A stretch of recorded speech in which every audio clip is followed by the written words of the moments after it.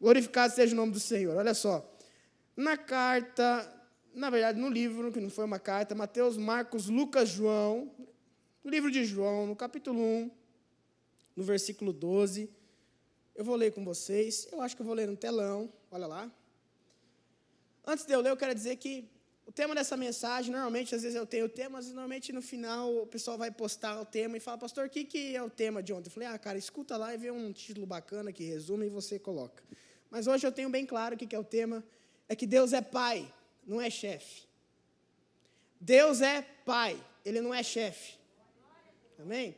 A gente vive uma vida, às vezes, achando que a gente, de alguma forma, vai retribuir a Deus. Sabe? Como se a gente fosse fazer algo e agora Deus entrou em débito conosco e ele tem que nos pagar. Mas, normalmente, não é só exigir de Deus. Normalmente, a gente está ao contrário. Meu Deus, eu tenho feito tanta coisa errada, tanta cagada na minha vida, né, que eu estou pronto a ser demitido por Deus. Eu estou pronto a me arrebentar aqui.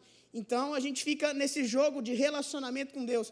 E nós temos que entender que nosso compromisso com Deus, ele não está vinculado a um contrato, em que você olha todas as cláusulas bonitinhas, certinho, e você sabe o que te é de direito ou não. O nosso relacionamento com Deus está plenamente pautado na sua convicção, na sua crença. Então, a partir do momento que você crê, você confia, você acredita numa maneira errada, você vai ter um relacionamento com Deus da maneira errada. Eu acho interessante que, muitas vezes, as pessoas fazem as coisas erradas, elas agem de maneira errada, tentando acertar, né? Me contaram, eu não sou muito bom com piada, mas me contaram, e de fato não é piada, é uma história real, em que um rapaz, ele levou o carro no mecânico, e nisso era uma pane elétrica, uma situação assim, e um guri novo, um estagiário, estava trabalhando lá na mecânica, e o cara olhou assim, viu a situação, viu? Tem que fazer terra nesse carro, colocar terra nesse carro. Então, eles iam fazer alguma coisa para equilibrar energeticamente o carro, eu não sei, mas todo mundo sabe, até aqui na igreja mesmo, você tem que colocar uma parte, um cabeamento, alguma coisa debaixo da terra para estabilizar, caso tenha um curto-circuito, enfim. Os engenheiros aqui, quem entende de parte elétrica, vai entender melhor do que eu, mas todo mundo fala que quando tem que fazer o fio terra lá, justamente é para amenizar, né? Colocar o fio na terra para estabilizar a eletricidade, enfim. E nisso, o estagiário, né, naquela pressão, naquele coisa toda, sabe o que ele fez? Quando o cara falou que tem que estabilizar, enfim, ele pegou terra que tinha no canto e jogou no motor do carro para ver se era aquilo. Ele falou, não, tem que colocar terra nesse carro, o dono falou, o dono da mecânica. E ele chegou lá, abriu, ele falou, meu Deus, mas o que você fez aqui? Não, você falou para colocar terra. Eu falei, ele jogou terra dentro do motor do carro. Essa história é real. E aí, a resposta que ele deu para o cara, ele falou assim, cara, você não pensa? E aí ele me contou, eu falei, não, ele pensa. Mas como que ele pensa e faz um negócio desse? Não, ele pensa, só que ele pensa da maneira errada. Ele pensou. Ele não deixou de pensar, ele pensou. Ele pensou, ele conjecturou, ele raciocinou, ele criou um plano. As circunstâncias emocionais da vida dele, da pressão de querer impressionar o patrão, deu ele um pane que, de fato, ele não pensou da maneira correta, mas ele pensou. Então, o grande problema hoje é que nós, para nos relacionarmos com Deus, é com base na minha crença, com base no que eu penso. Se o meu pensamento estiver errado em relação a Deus, eu não usufruo do que Ele tem para mim. O carro vai vir, a circunstância vai vir, a porta vai se abrir, tudo, mas eu não estou pensando, eu não estou crendo da maneira correta. Para você viver de maneira correta, você tem que crer. Você é resultado das tuas crenças, dos teus pensamentos. Basta dizer que quando a tua mente está poluída de pensamentos errados, meu irmão, primeiro que as oportunidades erradas vão aparecer na sua vida, né? Quem também está com pensamentos positivos, as oportunidades positivas, as coisas boas também vão se inclinar. Eu fico incrível que quando a pessoa entra num ramo de negócio, ela vai conhecer tudo que tem naquele mercado, porque por mais que ela não se esforce, como ela está inserida, ela está pensando aquilo o dia inteiro, aquilo vai vir até ela. Então, com Deus é a mesma coisa. Se você tem um pensamento equivocado do que é Deus, de quem Ele é, você não vai saber se relacionar e desenvolver um relacionamento com o Senhor. Amém? Então, uma coisa que você tem que entender é que Deus é Pai, Ele não é chefe. Olha que interessante. João, no capítulo 1, versículo 12, esse João, a Bíblia diz que este cara era um dos 12 apóstolos de Jesus, e ele se inclinava para deitar no peito de Jesus. Jesus era tão amável, tão dócil com todo mundo, só que só esse tinha uma liberdade maior com Jesus, porque ele era mais amigo de Jesus que todos. Tanto que, quando Jesus foi crucificado na cruz, o único dos apóstolos que estava lá, junto com a mãe de Jesus, verificando que ele estava lá, na cruz a ponto de morrer, foi João. Todo o resto fugiu. Ou seja, o único que estava disposto a morrer por Jesus naquele momento era o apóstolo João. E olha que interessante, ele escreve o seguinte, mas a todos quantos receberam Jesus, deu-lhes o poder de serem feitos filhos de Deus, aos que creem no seu nome. Olha que interessante, quando eu recebo Jesus, foi-me dado o poder de ser filho de Deus. Você está pegando aqui, meu irmão? A gente às vezes lê esse texto e não repara, mas foi-te dado um poder de ser filho de Deus. Poder de ser filho de Deus. Se você não crer nisso, que através do sangue de Jesus, você não é filho de Deus. Foi-lhe dado o poder de ser filho de Deus. Então entenda uma coisa, nós vivemos refém de tantas coisas aí no mundo, porque de fato nós esquecemos que foi nos dado o poder de ser filho de Deus. A Bíblia diz que, em Deuteronômio 28:13, que o Senhor Deus, que quando eu recebo Jesus, Ele não é mais meu Senhor meramente, Ele é o meu Pai, amém? Foi-me dado o poder de ser filho de Deus. Quando Jesus morre, Ele abre uma lacuna que nunca antes existiu no universo, que é poder ser adotado, ser puxado, virar filho do Criador, de Deus. Isso é um assunto para outro tema, para te explicar em detalhes, mas é isso. Então, Deuteronômio 28:13 diz que o Senhor Deus, o meu Pai, Ele te colocará por cabeça e não por cauda. A Bíblia diz que Deus dá graça, levanta o humilde e abate o soberbo, Ele abate. Olha o que me leva a entender aqui. Que não é a própria habilidade da pessoa que o colocou como cabeça. Que o próprio Deus pode colocar alguém lá em cima e pode colocar quem está lá em cima, Ele pode colocar lá embaixo. Deus pode fazer isso. Então entenda uma coisa. Em Deuteronômio 28 falava que se eu atentamente obedecesse os caminhos do Senhor, não me desviasse nem para a direita nem para a esquerda, Ele me colocaria, as bênçãos correriam atrás de mim, e Ele me colocaria por cabeça e não por cauda.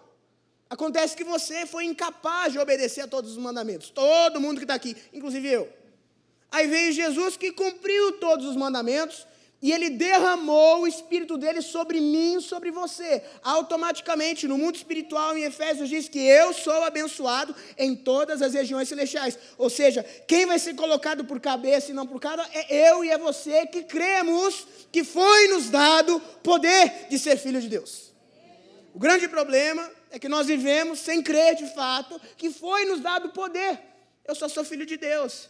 Mas daí minha vida é assim mesmo, uma miséria, problema, né? Porta nenhuma abre, quando abre eu entro, só eu entrar. Pastor, eu tenho o dedo podre, vou me relacionar com o negócio, eu vou me envolver, vou me frustrar. É só porque você só crê que você é filho de Deus, você não crê que foi lhe dado o poder de ser filho de Deus. Jesus nunca passou necessidade, meu irmão, não sei se você sabe. Nunca.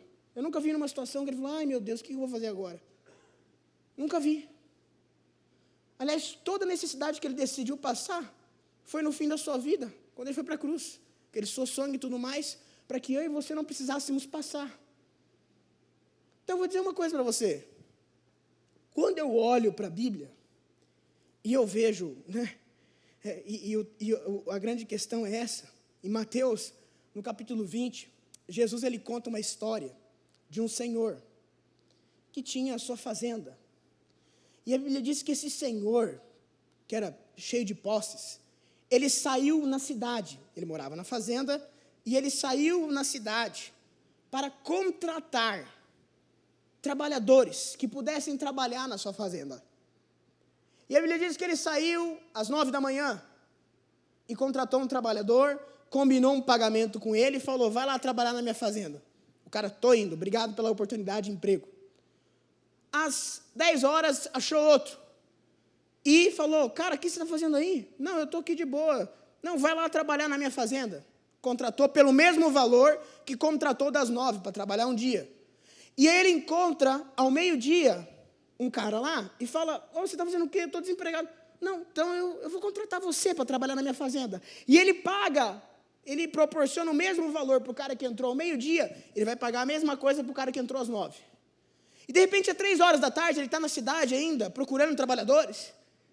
E ele fala, você está fazendo o quê? Eu não arrumei emprego. Não, vai lá trabalhar na minha fazenda, 3 horas da tarde, trabalha durante o dia, até o expediente até às 6 horas, 6, 7 horas, vai lá trabalhar.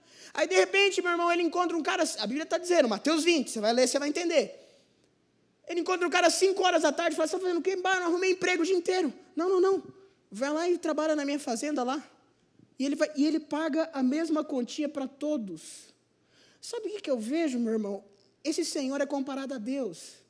Eu consigo ver literalmente que Deus não é chefe, Deus é pai. Porque a grande preocupação desse trabalhador, desse senhor, não era o lucro. Era para poder proporcionar uma vida digna para todos que ele encontrava. Independente do horário. Ele estava em busca de pessoas para dar dignidade para elas. Para abençoar a vida delas. Eu não conheço, muitos irmãos aqui têm negócios, mesmo que você não tenha um negócio, você é um trabalhador, possivelmente, você sabe que não tem sentido eu contratar alguém aqui às 7 da manhã e depois contratar outro às 5 da tarde e querer pagar a mesma coisa para os dois. Isso não dá lucro. O CNPJ ele não se move por boas ações e caridade, ele se move pensando no lucro. A Bíblia diz que este Senhor, que ninguém nunca tinha conhecido, é alguém que decidiu não se mover pelo lucro, mas se mover por vidas, por corações. Então, por isso que você tem que entender que Deus não está interessado no que é que você pode retribuir a Ele. O interesse de Deus é provar para você o quanto Ele te ama, independente do que você tenha feito, independente de como estejam as suas situações. Deus, o interesse dele é provar que você é amado. A Bíblia diz que não há expressão na Bíblia que ele amou o mundo de tal maneira. Não tem. Do grego não tem, no hebraico não tem riqueza em palavras que possa escrever um poema do quanto Deus amou a tua vida. E o grande problema é que nós não pensamos dessa maneira. E por não pensar dessa maneira, nós não cremos. E por não crer, nós não usufruímos. Porque o texto diz que todos quanto receberam, deu-lhes o poder de serem feitos filhos de Deus aos que creem. O grande problema é que nós não cremos no que tipo de Deus eu e você temos. Nós não cremos no tipo de Deus que eu e você temos. Um Deus que não está preocupado com o que você pode dar em troca para Ele. Por isso que a definição grega do amor de Deus é ágape. É o amor perfeito, que não quer nada em troca, porque qualquer outro amor sempre quer algo em troca. Um pai pode amar um filho incondicionalmente, mas mesmo ele sendo humano, ele espera algo em troca. No mínimo que o filho não dê desgosto para ele. Ele vai continuar amando incondicionalmente, mas ele espera que no mínimo não dê desgosto para ele. Deus é um pai que te ama independente do que você decida ou não fazer. Pastor, mas você pregar isso, você está liberando eu a viver loucamente e que Deus se apaixone e me ame eternamente. Meu irmão, não preciso nem te convencer disso, porque de fato esta é a verdade. A questão é que se você pensar nisso um pouco, meu irmão, você começa a receber tanto amor da parte dele, que é impossível você viver de uma maneira que não honre, que não dignifique e glorifique o nome do Senhor. Nós temos que entender o seguinte, a Bíblia, Deus ele conta uma história, Jesus Cristo, que um filho, ele pede a herança para o seu pai. Há 2 filhos. Um pede a herança para o seu pai. Meu irmão, eu enquanto advogado no escritório, eu vejo tantos filhos, às vezes pessoas com muitas posses, e eles não tocam no assunto da herança do pai. O pai podia fazer um testamento, alguma coisa assim, porque eles ficam constrangidos de tocar nesse assunto. E o pai pensar, cogitar, que ele está falando, meu filho está torcendo que eu morra aqui, né? Porque é um pedido tanto quanto estranho. Pai, o senhor podia fazer um testamento, né? É um pedido delicado de você se comunicar com outra pessoa, né? É um pedido muito delicado, você está sonhando com a morte, né? Então, uma coisa que você pisa em ovos para fazer. E esse guri, que a Bíblia conta, disse que ele chegou no pai e falou assim: pai, eu quero a minha herança adiantada. Eu quero o que já é meu por herança. É como se ele estivesse dizendo assim: pai, olha, eu quero tocar minha vida. E então, você existindo, não existindo, você morrendo, não morrendo, porque herança, naquela época, hoje até você pode ter o adiantamento, né? Mas naquela época, herança, meu irmão, era só realmente se a pessoa morresse. Ele falou assim: pai, me dá uma herança, como se o pai não existisse mais para ele, me dá herança. Porque naquela época havia uma cultura de você, pelo menos, ficar com seu pai até que ele morra e você o enterre. Isso era uma coisa de nobreza, de caráter moral da época. Você ia ficar com o teu pai, você ia sepultar o seu pai. Se ele ficasse velho, algum motivo, você iria cuidar do seu pai. Hoje em dia, não é tão forte isso como era há 2000 anos atrás. Tá certo? Então, esse guri fala: pai, me dá o que é meu. Tipo, não morre, me dá aí logo. Eu quero viver minha vida sozinho. E ele pega o que o pai tem e, meu irmão, gasta em prostituição, gasta em bebida, e viaja para uma terra muito distante, faz amizade que não deve, e tudo que não presta esse cara fez. Perde tudo que tem. A Bíblia diz que ele chega a se alimentar com os porcos. E lá comendo, olha que interessante, ele comia o que restava, o que sobrava do porco. O porco comia, quando o porco estava satisfeito, ele ia lá, poderia comer. E aí esse cara, ele conjecturou na cabeça: meu chapéu, se eu tivesse lá na casa do meu pai, o menor dos servos que meu pai tem naquele palácio, o menor, ele está vivendo bem melhor que eu. Eu vou voltar lá e vou pedir para meu pai para que eu seja o menor servo dele, mas eu só quero sair desses porcos, eu não tenho mais dinheiro para nada, eu vou voltar para meu pai. E ele volta, e quando ele volta, a Bíblia diz que o pai está sentado na varanda, na cadeira dele lá, esperando o filho vir. Quando ele vê o filho de longe, aquele senhor, ele corre desesperadamente, ele corre muito rápido ao encontro do seu filho mesmo sujo, fedendo, podre, sem banho, sem dinheiro. Imagina naquela época. Ele abraça o filho e ele se alegra, manda fazer uma festa, porque o filho que estava morto reviveu, segundo as palavras do pai. E ele fala: pai, deixa eu ser o menor aí, deixa eu ser um servo. E o pai fala para ele: não, filho, você é meu filho. Você não é servo, você vai ser meu filho, você vai ficar aqui na tua posição de filho, você não vai ser servo. Nós temos que entender uma coisa, meu irmão. Sabe o que esse rapaz tinha e ele não se enxergava? Ele tinha o sangue do pai correndo nas veias. Quando Jesus Cristo morreu na cruz, e nós celebramos a ceia hoje, o sangue dele corre em você, o DNA de Deus corre em você. É por isso que você não precisa, apesar das tuas falhas, apesar dos teus erros, achar que você merece uma vida desgraçada de vida, uma vida complicada, uma vida miserável, uma vida dificultosa, achar que para você sempre vai ser o plano C que vai dar certo. Não, Senhor. Por mais que você esteja sujo, todos os problemas, em você corre o sangue do Filho de Deus. Sempre vai haver um lugar ao lado do Pai, não como servo do Pai, preparado para você, que assumiu Cristo Jesus na sua vida e tem Deus como Pai. Muitas vezes nós somos falhos, nós tropeçamos e queremos chegar até Deus de novo, mas queremos chegar na posição de servos. Você nunca foi um servo de Deus, você sempre foi um homem e uma mulher, filho e filha de Deus. E é isso que nós precisamos entender. No Velho Testamento, sim, éramos servos de Deus, mas depois de Cristo Jesus, foi-nos dado o poder de ser filho de Deus. Independente do que você faça, sempre vai haver lugar para você na casa do Pai. Sempre vai ter um pai ali, esperando na cadeira de balanço dele, você se aproximar, para ele correr e te abraçar, independente de qual é a sujeira que você carrega. Sabe por quê? Porque Deus, Ele sabe que o que muda um homem e uma mulher é receber o amor dele. Por isso que Ele deu o poder de serem filhos de Deus a todo aquele que crê. Portanto, eu bato na tecla, você precisa entender e desenvolver a capacidade que você tem de receber. Quem fala com Deus tem que entender que Ele é recompensador daqueles que o buscam. Se você não souber receber, meu irmão, você sai daqui vazio. Se você não entender que Deus é tão, mas eu não mereço, pastor, mas é justamente para você, por que você acha que Jesus Cristo disse: olha, muitos primeiros serão os últimos, Esse ditado o pessoal fala, né? Ah, o último é o primeiro. Todo mundo fala rindo, zoando, mas ninguém nunca te explicou de onde veio isso aí. Então hoje você vai saber qual que é a lógica desse negócio.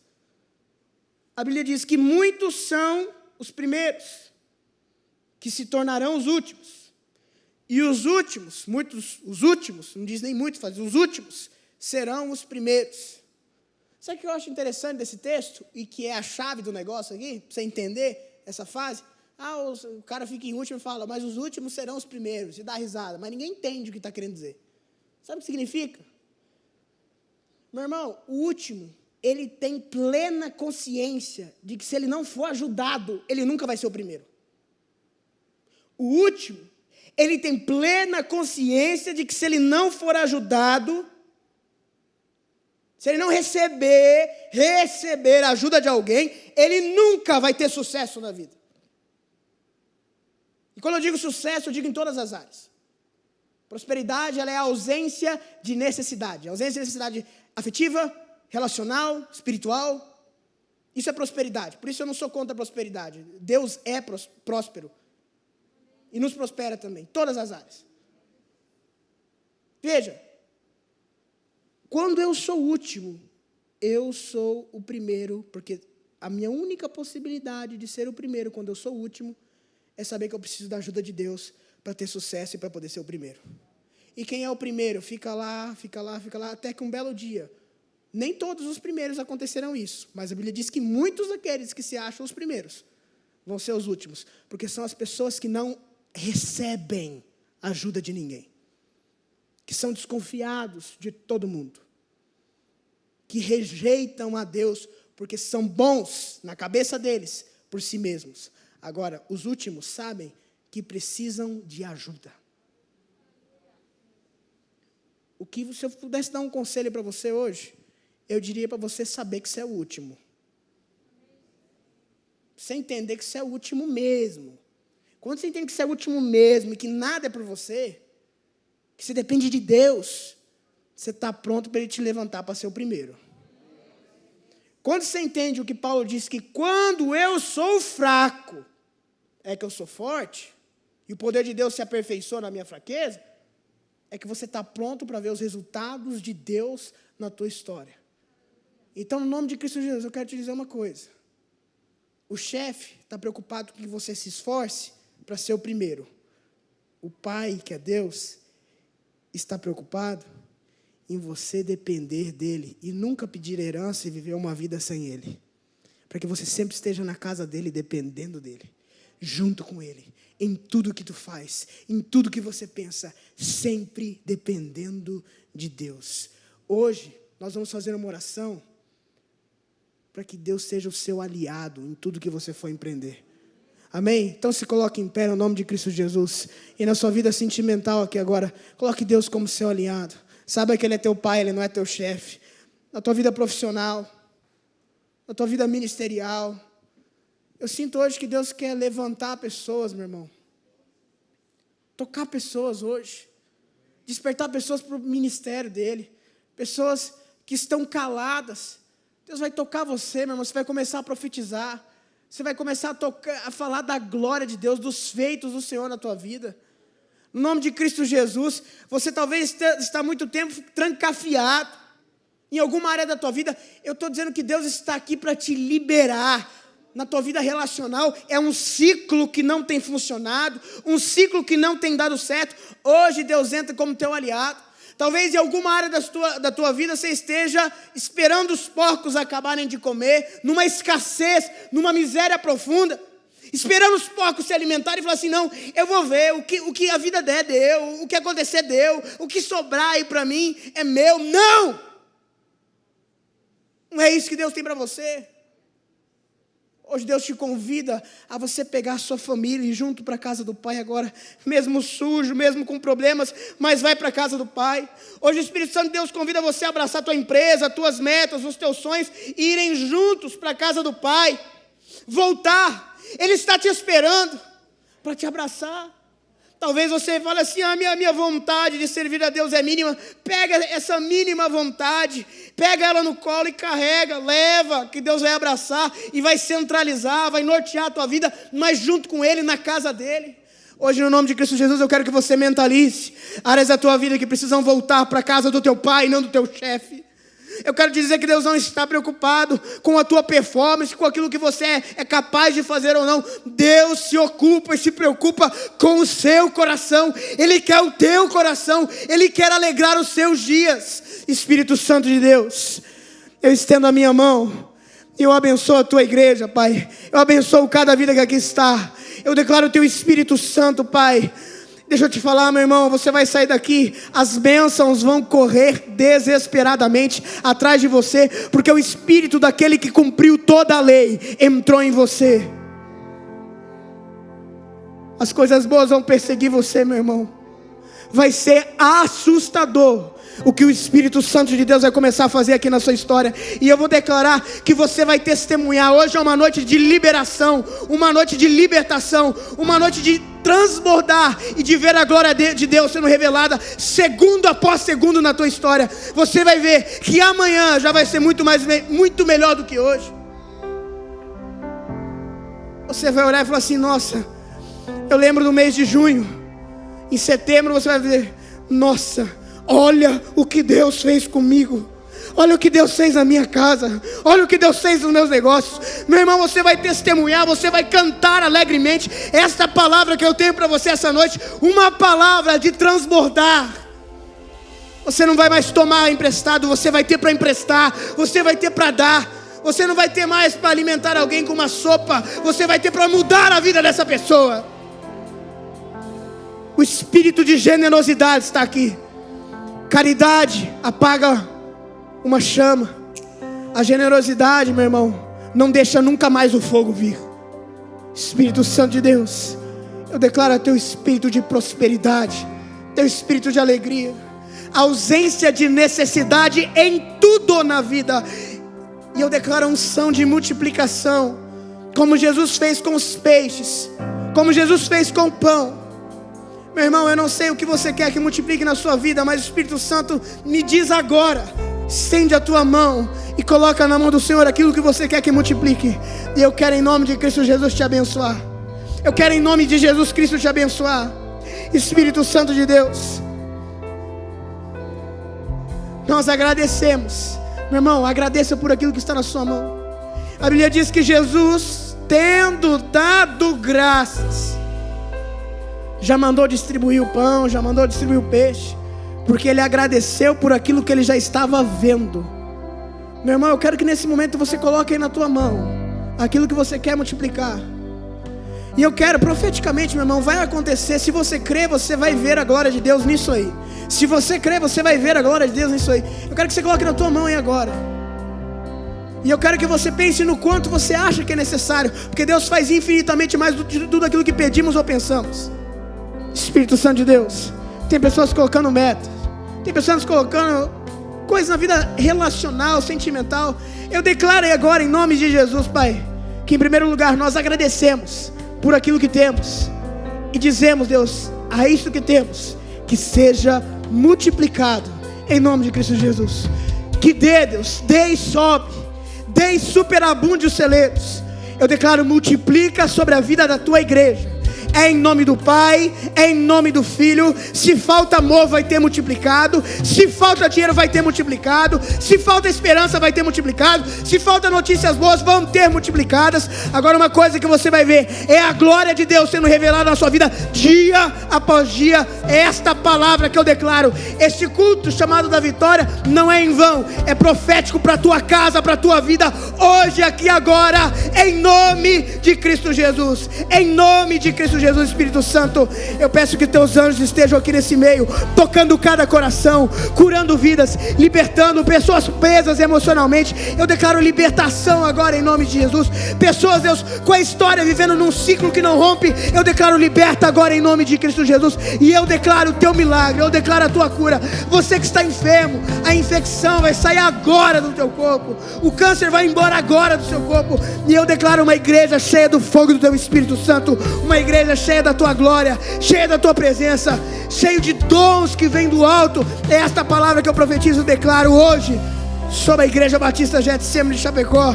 Você que nos assiste em casa, que o Espírito Santo de Deus que está aqui esteja aí também, operando maravilhas, como eu sei que está operando aqui essa noite, está operando aí na tua casa, no seu computador, aonde você está, o Espírito Santo de Deus também está.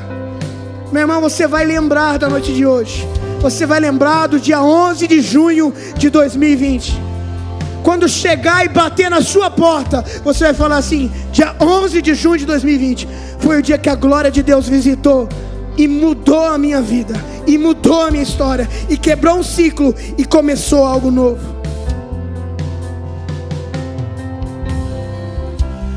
A palavra de Deus diz que do trono dele flui rios de águas vivas. Eu vejo um rio de Deus neste lugar passando aqui. Quem crê vai pegar, quem crê vai pegar. Eu vejo o rio de Deus passando neste lugar. É um rio, meu irmão, porque sempre tem algo novo. O rio, a água sempre é limpa, porque ela está fluindo. Ela sai de uma nascente e vem. E aonde esse rio passa, vai tirando as impurezas, vai tirando o que não presta. O Espírito Santo me diz que tem companhias que você vai conseguir cortar de uma vez por todas. Vai ter pessoas que hoje o Espírito Santo está afastando da sua vida. Vai ter pensamentos que hoje o Espírito Santo está mandando embora de uma vez por toda na sua vida. Profeticamente eu declaro o rio de Deus aqui, limpando. Há hábitos que você tem que o Espírito Santo está limpando. Tem coisas que você não está enxergando, hoje o Espírito Santo de Deus vai começar a te mostrar. Você vai começar a ver. Receba, receba, receba, receba.